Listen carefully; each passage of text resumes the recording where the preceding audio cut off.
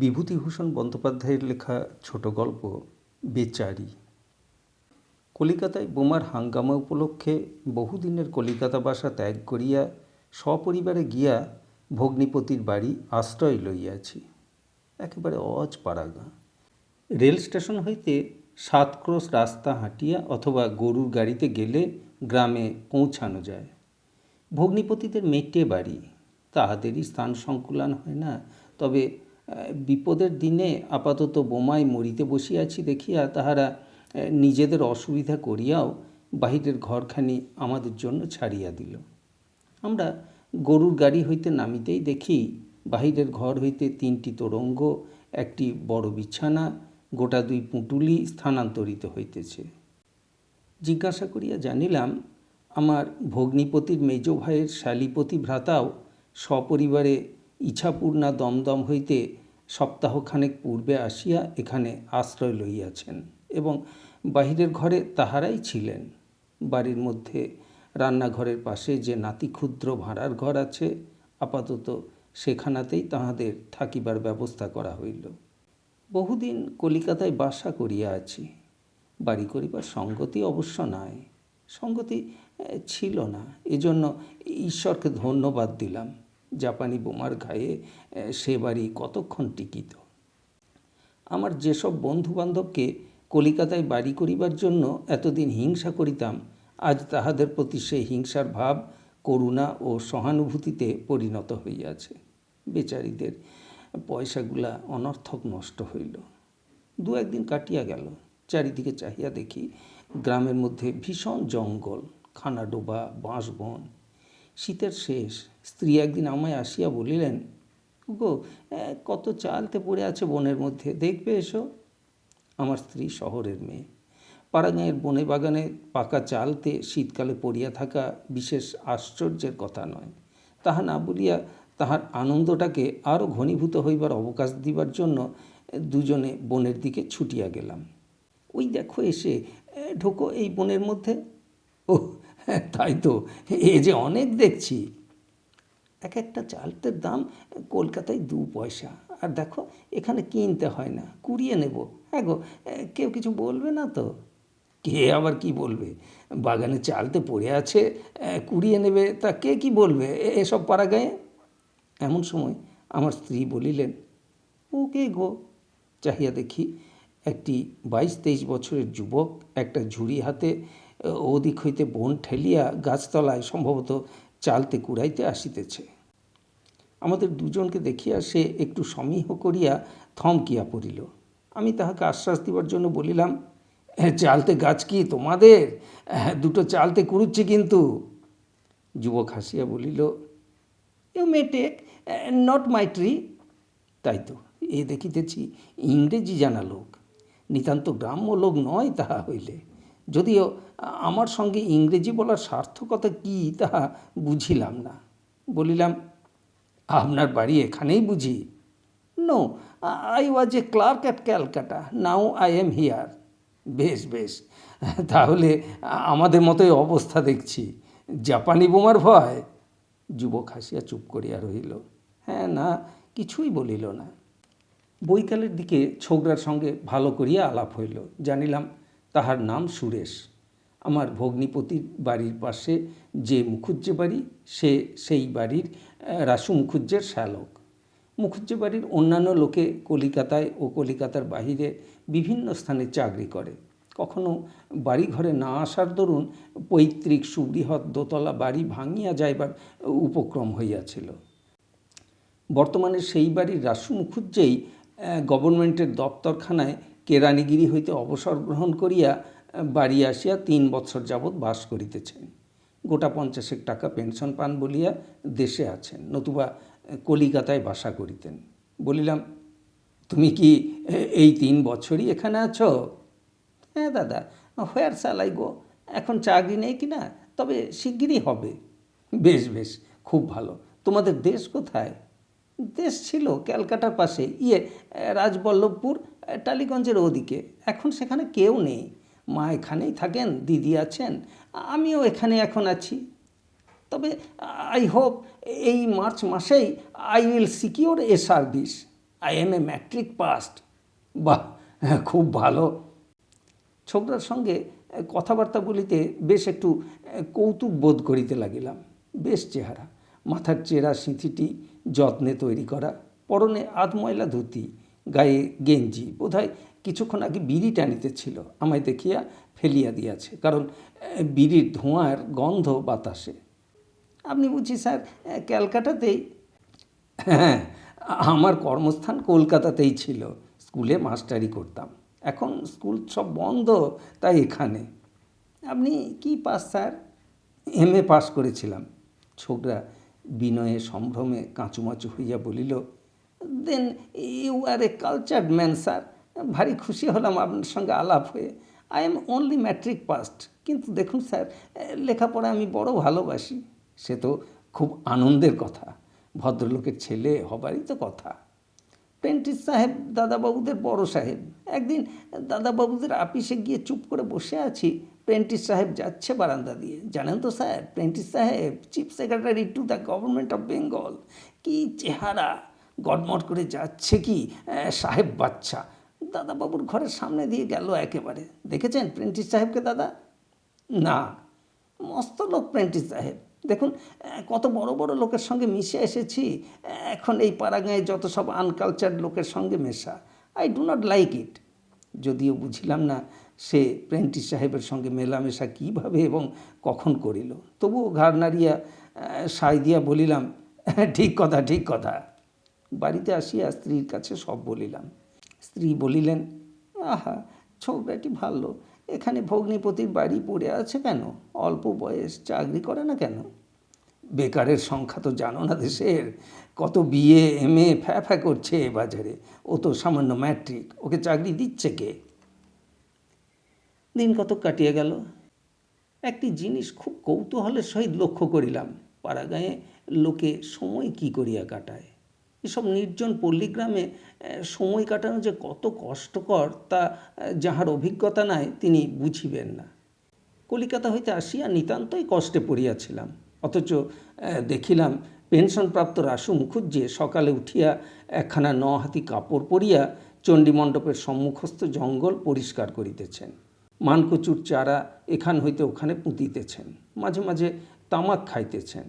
আমাকে দেখিয়া বলিলেন, নিতুবাবু যে কোথায় চললে? আর যাব কোথায়?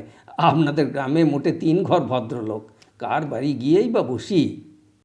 এসো এসো, আমার এখানে একটু বসো, তামাক খাও। আগে না। তিনি আমার পাশে আসিয়া বসিলেন এবং কি করিয়া বাড়ির পিছনের জমিতে আর বছর কুমড়া লাগাইয়াছিলেন, এবছর মানকচু কীরকম পুঁতিয়াছেন, এই সকল গল্প কিছুক্ষণ করিয়া আমায় বলিলেন, চা খাবে? ও সুরেশ। রাসু মুখুজ্জের শ্যালক আসিয়া দাঁড়াইল। তাহাকে দুজনের জন্য চা নিতে বলিয়া আমায় বলিলেন, এই গ্রামে ধরো 25 বছর পরে এসে আজ 3 বছর বাস করছি। তা আছি বেশ, ঝঞ্ঝাট নেই, খাঁটি দুধটুকু বাড়ির গরুর। পল্লীগ্রামের সুখ সুবিধার নানারূপ গল্প করিতে করিতে চা আসিয়া গেল। ছোকরা চা দিয়া বলিল, গুড় আর চিনি নেই, দিদি বলে দিলে। রাসু মুখুজ্জে কর্কশ কণ্ঠে বলিলেন, নেই তা নিয়ে এসো কেনা বাজার থেকে? আমায় বলতে এসেছেন চিনি নেই? যাও বাজার থেকে এনে রাখো, তোমার দিদির কাছ থেকে পয়সা নাও গে, যাও। কুঁড়েমি আমি একবারে দেখতে পারিনি। ছোকরা মুখ কাঁচুমাচু করিয়া চলিয়া গেল এবং অল্পক্ষণ পরেই 2টি তেলের ভাঁড় আর একটা ছোট থলের প্যাকেট লইয়া আমাদের সামনে দিয়াই বোধহয় বাজারেই চলিল। বেলা প্রায় 10টা বাজে। নেউলের বাজার এখান হইতে যাতায়াতে 7 মাইল পথ। রাসু মুখুজ্জে যে তাহার শ্যালকটির উপর যথেষ্ট স্নেহশীল নহেন, তাহা এই ব্যাপার হইতেই বুঝিতে পারিলাম। সন্ধ্যাবেলা দুধারে জঙ্গলাবৃত সরু পথে একটু পায়চারি করিতেছি। রাসু মুখুজ্জের শ্যালক পিছন হইতে বলিল, স্যার, এই যে সুরেশ, খবর কি? ভালো লাগে না স্যার একটু এখানে। আসুন কোথাও বসে গল্প করা যাক, আসুন আমার সঙ্গে। কিছু দূর গিয়া একটা চারিদিক খোলা চালাঘর।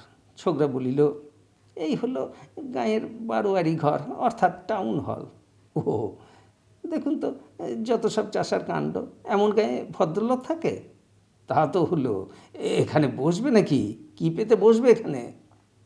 দাঁড়ান, নবীনের বাড়ি থেকে দুটো বিচুলি নিয়ে আসি, তাছাড়া আর কি পাতি বলুন। কিছুক্ষণ পরে ছোকরা বিচালি হাতে ফিরিয়ে আসিল। একটু চায়ের বন্দোবস্ত করে এলাম, নবীনের বাড়ি বলে এলাম এক্ষুনি করে দিয়ে যাবে। ওরা যাতে কাপালি। আপনি যেন দাদাবাবুকে বলবেন না গিয়ে, দাদাবাবু বড় বকে, আচার বিচার খুব কি না, বড্ড ঘোড়া, ভেরি অর্থোডক্স। বলিলাম, ও। ছোকরা কিছুক্ষণ চুপ করিয়া বসিয়া হঠাৎ কোনো কথা মনে পড়িবার ধরনে বলিল, আমি আজ পাড়াগাঁয়ে আছি বটে, কিন্তু দাদা বড় বড় লোকের সঙ্গে। আচ্ছা, আপনি ল্যাম্বেথ সাহেবকে চিনতেন? আমি তাকে ক্যালকাটা পুলিশ ক্লাবে দেখেছি 7 হাতের মধ্যে। জেসি ল্যাম্বেথ ইন্টেলিজেন্স ব্রাঞ্চের স্পেশাল অফিসার ছিলেন, ইদানিং ডিআইজির পার্সোনাল অ্যাসিস্ট্যান্ট হয়েছিলেন, 750 টাকা মাইনে। সবিস্ময়ে বলিলাম, বলো কি, 7 হাতের মধ্যে? পুলিশ ক্লাবে কী জন্যে গিয়েছিলে? অতীত গৌরবের দিনের স্মৃতি মনে পড়াতে মানুষের মুখে যে আনন্দের রেখা ফুটিয়া ওঠে, ছোকরার সারা মুখমণ্ডলে তাহা পরিস্ফুট হইতে দেখিলাম। সে স্বপ্নভরা চোখ আকাশের দিকে তুলিয়া বলিল, কুন্ডু অ্যান্ড সন্স কেটারার ছিল পুলিশ ক্লাবের অ্যানুয়াল গ্যাদারিংয়ে। কুন্ডুদের বড় ছেলে হরিচরণ আমার বুজুম ফ্রেন্ড কি না, তারা একখানা করে কার্ড দিত, এত বড় কার্ড, সোনার জলে নাম লেখা। আমি 2বার গিয়েছি, গ্র্যান্ড হোটেলে গ্যাদারিং হতো। আমি প্লেটে কেক দিতে গেলাম, আমায় হিউজেস বললে, no more, thank you. Hughes সাহেব আবার কে? জোসেফ হিউজেস, ম্যাক আর্থার কোম্পানির বড় সাহেব। ওই যে ক্লাইভ স্ট্রিটে 5 তলা মস্ত বড় বিল্ডিং, 700 ক্লার্ক খাটে তার আন্ডারে। এই গোঁফ, চোখ দুটো দেখলে ভয় করে, বাঘের জাত। সে কিন্তু কেমন হেসে বললে, নো মোর, থ্যাংক ইউ। আচ্ছা, ওরা এমনি খুব ভদ্রলোক, কী বলেন? নিশ্চয় নিশ্চয়, বাহ। ছোকরার কিন্তু আমার উত্তরের দিকে আদৌ মন ছিল না। সে অন্যমনস্কভাবে পূর্ববৎ স্বপ্নময় চোখে বলিয়া চলিয়াছে। একবার রামনগরের মহারাজা কাউন্সিল হাউস হইতে বাহির হইতেছেন। সে কোন বারান্দার দুয়ারে দাঁড়াইয়াছিল। একেবারে তাহার গা ঘেঁষিয়া মহারাজ চলিয়া যাইতেছেন। হঠাৎ মহারাজের হাতের সোনা বাঁধানো বেতের গুঁতা তাহার গায়ে সামান্যভাবে লাগিতেই খোদ মহারাজা স্বয়ং তাহার দিকে ফিরিয়া চাহিয়া বলিলেন, ও, আই অ্যাম সো সরি। আজও তাহার কানে কথাগুলি লাগিয়া আছে। জিজ্ঞাসা করিলাম, সেখানে কী জন্যে গিয়েছিলে? বারে, দাদাবাবু তো সেখানেই টাইপিস্ট ছিলেন, দেখা করতে গিয়েছিলাম যে ওর সঙ্গে। বলিলাম, বাহ, তুমি তাহলে তো অনেক বড় বড় লোক দেখেছো দেখছি। ছোকরা উৎসাহের সুরে বলিল, তা আপনার আশীর্বাদে স্যার, অনেক দেখেছি। আজই পড়ে আছি এই অজপাড়া গাঁয়ে। I have seen many many big people. সেই জন্যে আমার ভালো লাগে না এসব জায়গা। এই সময় একটি বিধবা স্ত্রীলোক একখানা কাঁসার থালায় 2 পেয়ালা চা সাজাইয়া আনিয়া আমাকে দেখিয়া একটু সংকোচ বোধ করিয়া দূরে দাঁড়াইয়া রহিল। ছোকরা বলিল, এসো না, দিয়ে যাও, ইনি পশুপতিবাবুর আত্মীয়, লজ্জা নেই, নিয়ে এসো। তবুও মেয়েটি না নড়াতে আমি বলিলাম, তুমি গিয়ে নিয়ে এসো। চা খাইতে খাইতে সুরেশ বলিল, আমার একটু ভালো লোকের সঙ্গে কথা বলবার ঝোঁক আছে চিরকাল। তা এই সব জায়গায় আপনি কোথায় পাবেন বলুন? সব মুখ্য, no one is even matric passed. দুটো ভালো কথা বলি এমন মানুষ নেই। মন যেন কেমন হাঁপিয়ে উঠছে। সময় কাটাও কী করে? বাড়ির কাজ করি, বাজারে যাই, নবীনদের বাড়ি এসে মাঝে মাঝে বসি। তা নবীন বরং ভালো, দুটো ভালো কথা শুনতে চায়। ওকে সেদিন বললাম, তোরা এখানে কেমন করে থাকিস? আমি দেখেছি কলকাতায় বড় বড় লোকের বাড়ি, আলাদা নাইবার ঘর আছে, তাকে বাথরুম বলে, গরম জল, ঠান্ডা জল। মেদিনীপুরের জমিদারের রডন স্ট্রিটে যে বড় বাড়ি আছে, দেখেছেন? একবার আমি তাদের বাড়ি গিয়েছিলাম আমার এক বন্ধুর সঙ্গে। 2তলায় বাথরুম, বাড়িখানা কি, বাথরুমে একখানা আয়না আছে, সমস্ত শরীর একসঙ্গে দেখা যায়। মেঝেতে আপনি কেন মুখ দেখুন না, এমনি সুন্দর করে পালিশ করা। সকালবেলা গিয়েছিলাম, বাবুর জন্য খাবার গেল, চেয়ে চেয়ে দেখলাম ডিম সেদ্ধ, টোস্ট আর 2টি রসগোল্লা, 2টো কলা, আমাদের 1 মুঠো চাল ভাজা, তাও সব দিন জোটে না সকালে। তাই নবীনকে বললাম, তোরা বেঁচে আছিস ভূতের মতো, মানুষে এমন করে বাস করে না। মানুষের মতো বাস করতে হলে কলকাতায় গিয়ে দেখায়। আপনি কি বলেন দাদা? কথাটা হাড়ে হাড়ে বুঝিতেছি। সুতরাং বলিলাম, সে কথা খুবই ঠিক। এসব জায়গায় বর্ষাকালে থাকা অসম্ভব। যেমন কাদা তেমনি মশা। চাহিয়া দেখিয়া বেশ আমোদ বোধ করিলাম। বেশ জায়গাতে বসিয়া চা পান করিতেছি বটে। গ্রাম্য শেওড়া, ভাঁড়, শিউলি গাছের জঙ্গলে ঘেরা একখানা চালা ঘরে মাটির মেঝেতে বিচুলি বিছাইয়া আংটা ভাঙা পেয়ালায় কাপালিদের বাড়ির তৈরি চা খাইতে খাইতে দুজনে কলিকাতার সুখ সুবিধার কথা আলোচনা করিতেছি। ছোকরা বোধহয় একই কথা ভাবিতেছিল, কারণ সে এই সময় হঠাৎ বলিল, কতদিন কলকাতায় যে যায়নি। ওই যেদিন বললাম না, কুন্ডু অ্যান্ড সন্স পুলিশ ক্লাবে যারা খাবার সাপ্লাই করেছিল, পাম কেক, স্যান্ডউইচ, বিস্কুট আর সব মেলা কি কি। ওদের দোকান হলো হগ মার্কেটে। কুন্ডুদের বড় ছেলের সঙ্গে আমার ভাব। তা ওদের দোকানে সকালে বসে আছি, এমন সময় একজন মোটা মতো ভদ্রলোক, দিব্যি চেহারা, দোকানে এসে কি চাইলে। কুন্ডুদের ছেলে বললে, ইনি কে জানো? আমি বললাম, না।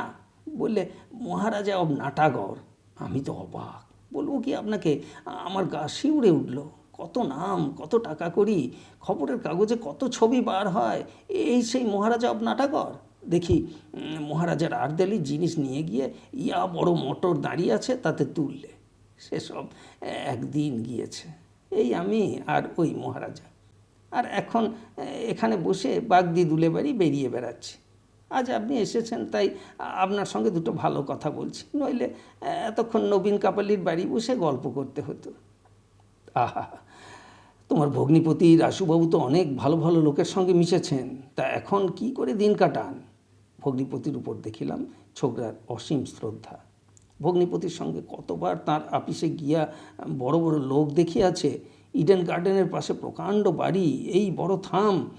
আবার ছোকরা স্মৃতির সমুদ্রে ডুবিয়া গেল। এই সময় কাপালিদের বাড়ি হইতে সেই স্ত্রীলোকটি আসিয়া পূর্ববৎ দূরে দাঁড়াইল। ছোকরা বলিল, পান নিয়ে এসেছে, চায়ের এগুলো দিয়ে আসি আর পান আনি। একটা কাঁসার বাটিতে 4 কিলি পান লবঙ্গ দিয়া মুড়িয়া পরিপাটি করিয়া সাজা। ছোকরা বলিল, আমি পান খাইনি, আপনি খান। তারপর আবার আমরা গল্প শুরু করিলাম। দেখিলাম ছোকরার অদ্ভুত ধরনের ক্ষমতা তার নিজেকে প্রতারণা করিবার। তার বর্তমান অবস্থাকে সে কেমন চমৎকার ভুলাইয়াছে ভবিষ্যৎ ও অতীতের সুখ স্বপ্ন দ্বারা। চাকরি আমার হয়ে যাবে এই জানুয়ারি মাসে। আমার অনেক বড় বড় সহায় আছে দাদা কলকাতায়। এখান থেকে বেরোতে পারলে বাঁচি। একটা ভালো লোকের মুখ দেখতে পাইনি আজ 3 বছরের মধ্যে। এ কথা তাহাকে অবশ্য জিজ্ঞাসা করি নাই। এতই যদি তাহার সহায়, তবে আজ 3 বছর এখানে পড়িয়া থাকিয়া ভগ্নিপতির বাজার সরকারি করিতেছে কেন? আরও কিছুদিন কাটিয়া গেল। একদিন চৈত্র মাসের দুপুর রোদে দেখি সে 7 মাইল দূরবর্তী বাজার হইতে প্রকাণ্ড একটি ভারী মোড় ঝুলাইয়া আসিতেছে। খালের ধারে আমার সঙ্গে দেখা। আমাকে দেখিয়া মোড় নামাইয়া গাছের ছায়ায় একটু বসিল।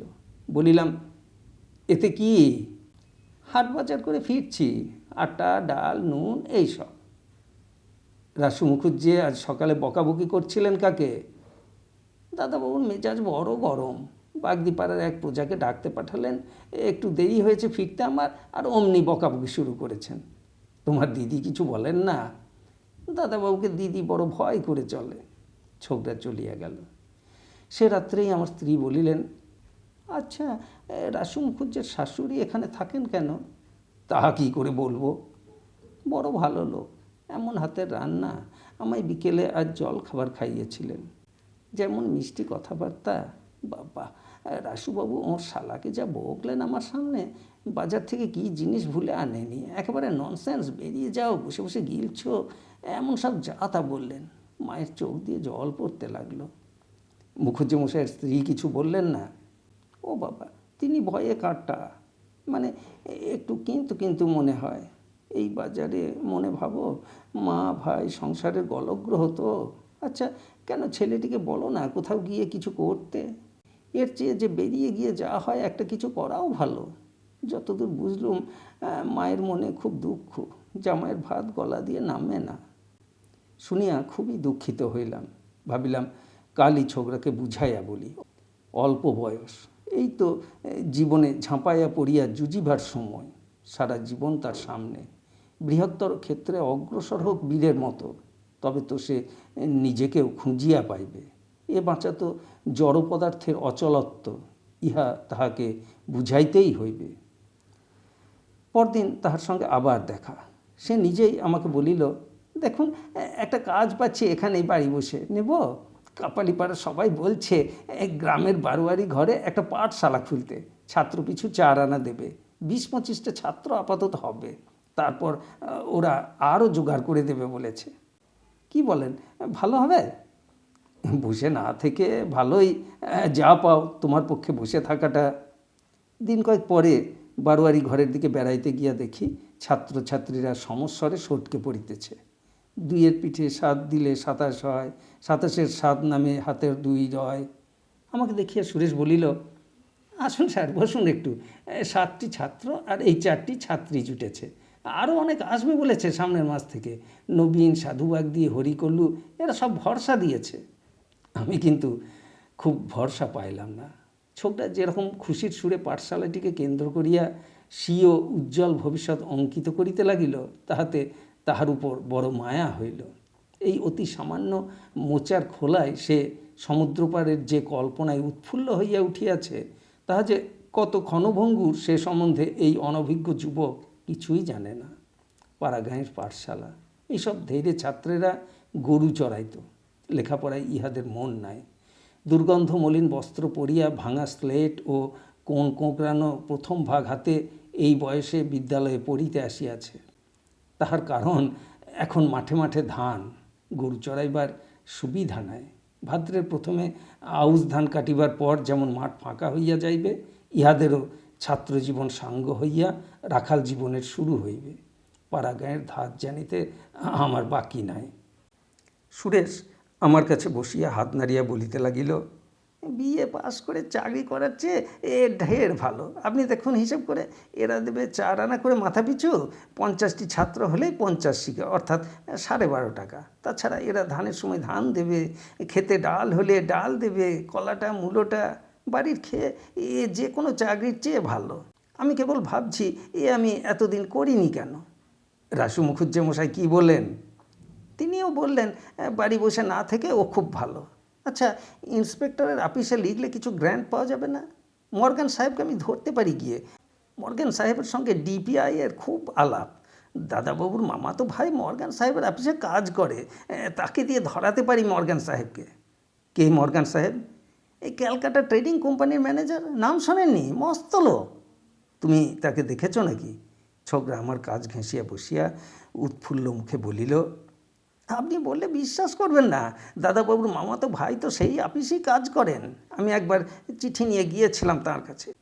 ঢুকতেই বাঁ দিকের যে বড় ঘর, মাইকার পর্দা বসানো, কাটা দরজা ঠেলুন, এমন স্প্রিং লাগানো আছে, তখনই বন্ধ হয়ে যাবে। সেই ঘরে মর্গান সাহেব বসেন। আমি ফাঁক দিয়ে দেখি এমনি মোটা চুরুট খাচ্ছেন। আচ্ছা, ওসব চুরুটের দাম কত? অনেক। আচ্ছা, তুমি স্কুল করো, আমি আসি বেরিয়ে। যাহা আশঙ্কা করিয়াছিলাম তাহাই ঘটিল। স্কুল উঠিয়া গেল 2 মাসের মধ্যে। যতদিন টিকিবে ভাবিয়াছিলাম ততদিনও টিকিল না। একদিন দেখি সুরেশ বেলা 1টার সময় বাড়ির পাশের কাঁচকলার ঝাড়ে কোপ মারিয়া গাছ কাটিতেছে। বলিলাম, স্কুলে যাওনি? এই স্কুল উঠে গেল। সে কি, কেন? ছাত্র হলো না। 2 মাস দেখলাম, তারপর কেউ মাইনে দেয় না। ভূতের বেগার আর কতদিন খাটি বলুন? চাষার ছেলে, ওরা স্কুল কলেজের মর্ম কি বুঝিও বলুন দেখি? নিউটন বলেছেন আমি সমুদ্রের ধারে নুড়ি গুড়িয়ে বেড়াচ্ছি। স্যার আইজাক নিউটন একজন কত বড় দরের সাহেব, ভাবুন তো। এদের সেসব কথা বুঝিয়ে লাভ কি? মরুকে, আমারও ভূতের বেগার না খেটে। রাসু মুখুজ্জে আমায় একদিন বললেন, ছোড়াটা একেবারে ওয়ার্থলেস। একটা কাজে পাঠাও, 3 ঘন্টা দেরি করে আসবে। ও হয়েছে আমার একটা বোঝা। একটা কিছু চাকরিতে ঢুকিয়ে দিন না ওকে। ওরকম ঘরে বসিয়ে রেখেছি কি সাথে? ম্যাট্রিকে 3rd ডিভিশনে পাস। ওকে কোথায় ঢুকাই বলো তো? বিএ, এমএ, এ বাজারে আমার ঘরেই যত। কেন, এখানেও খাটে তো কম নয়। হাটে বাজারে যাচ্ছে, জিনিসপত্র বয়ে আনছে। রাসু মুখুজ্জে অপ্রসন্ন মুখে বলিলেন, ওইটাই সবাই দেখে। আমি কি তবে অত বড় ছেলেকে বসিয়ে বসিয়ে খেতে দেব? আমার তো সে অবস্থা নয়। আমি নিজে কত খাটি দেখো তো, সকাল থেকে সন্ধে পর্যন্ত। সুতরাং ছোকরার আবার চাকরের জীবন শুরু হইল। গরুর জাপ কাটা, গরু মাঠে দিয়ে আসা, হাট বাজার করা, আরও সংসারের যাবতীয় পরিশ্রমের কাজ। অথচ আশ্চর্য এই যে ছোকরার স্বপ্ন তেমনি মায়াময়, কল্পনা তেমনি রঙিন রহিয়া গেল। বাস্তবকে সে স্বীকার করিতে আদৌ রাজি হইল না।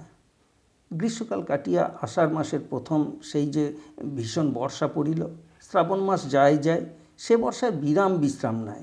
চারিধার জলে ডুবু, রাস্তাঘাট কাদায় হাবর, বন জঙ্গলে উঠান ঢাকিয়া গেল।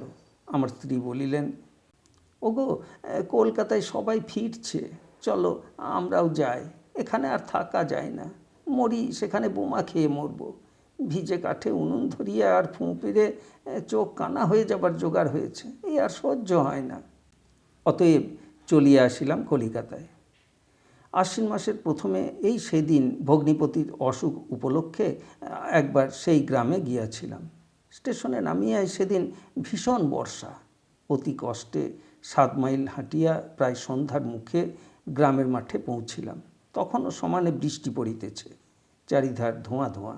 হঠাৎ চাহিয়া দেখি, সেই দুর্যোগের মধ্যে সুরেশ এক বোঝা কাঁচা ঘাস মাথায় করিয়া কোথা হইতে আসিতেছে। আশ্চর্য হইয়া বলিলাম, সুরেশ যে, এত বাদলায়? সুরেশ আমাকে দেখিয়া একটু অপ্রতিভ হইয়াছে, তাহার ধরন দেখিয়া বুঝিলাম। কতকটা কৈফিয়তের সুরে বলিল, এই বাদলায় গরুর খাবার নেই যে কিছু, একেবারে খালপাড়ের মাঠ থেকে 2 বোঝা কাঁচা ঘাস। আমি বলি, যাই নিয়ে আসি, দিদি বারণ করেছিল। সাহস দিয়া বলিলাম, বেশ তো, ভালোই তো, নিজের কাজ নিজে করবে, এর মধ্যে কিছু, খুব ভালো, খুব ভালো। ছোকরার এতটা অভ্যাস নাই। দেখিলাম তাহার রীতিমতো কষ্ট হইতেছে। ভগ্নিপতির অন্নদাস না করিয়া উপায়ই বাকি। রাসু মুখুজ্জে বসিয়া খাইতে দিবে না। ছোকরা বলিল, কলকাতার অবস্থা এখন কেমন? এখন ঢের ভালো, আবার যেমন তেমনিই হয়েছে। যুদ্ধের খবর কি? একখানা খবরের কাগজ আসে না যে পড়ি, ওই একরকম চলছে। তাহলে এবার কলকাতায় গিয়ে একটা কাজে লেগে যায়, কি বলেন? বোমার হাঙ্গামা যখন অনেকটা মিটেছে, চাকরি একটা জুটিয়ে নেবই। আর্মি অ্যান্ড নেভি স্টোর্সের গ্রিফিথ সাহেব আমায় বললে, you are the son of a noble family, Ganguly, I will see you. সেবার আমায় নিয়ে গিয়েছিল সেখানে, ওই যে কুন্ডু অ্যান্ড সন্স, তাদের মেজো ছেলে কন্ট্রাক্টর কিনা ওখানকার, তাই একেবারে স্পষ্ট বললে, আই উইল সি ইউ। তাহাকে মনে করাইয়া দিলাম না যে সে বোমার ভয়ে কলিকাতা হইতে পলায়ে আসে নাই, আসিয়াছে তাহার 3 বৎসর পূর্বে। চাকরি এতদিন করে নাই কেন? ছোকরা এখনও স্বপ্নরাজ্যেই বাস করিতেছে। কিছুতেই সে রূঢ় বর্তমানকে স্বীকার করিতে চায় না। আমি তার স্বপ্ন ভাঙিয়া দিব কেন? তবুও কি জানি ছোকরার উপর কেমন সহানুভূতি ও করুণা হইল। বেচারি।